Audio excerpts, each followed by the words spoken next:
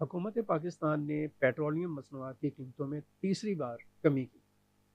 1 जून से 15 जून तक के लिए पेट्रोल की कीमत में 4 रुपये 74 पैसे और डीजल की कीमत में 3 रुपये 86 पैसे की कमी की। यह कमी एक अच्छा इकदाम है और पिछले 1 महीने के दौरान आप कह लें कि पेट्रोल की कीमत में कोई 25 रुपये और डीजल की कीमत में 20 रुपये का कमी की गई।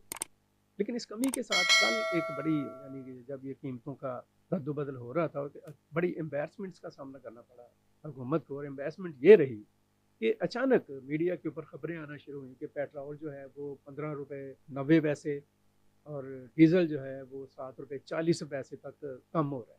इस खबर ने लोगों में एक खुशी की लहर पैदा की। लेकिन जब अनाउंसमेंट हुई तो पता चला कि अनाउंसमेंट 4 रुपए और 3 रुपए कुछ पैसे हुई है। इस चीज़ ने अगरचे ये एक अच्छा स्टेप है, बहरहाल कमी हुई है, लेकिन ये जो मीडिया मैनेजमेंट है और इन्फॉर्मेशन को जो प्रॉपर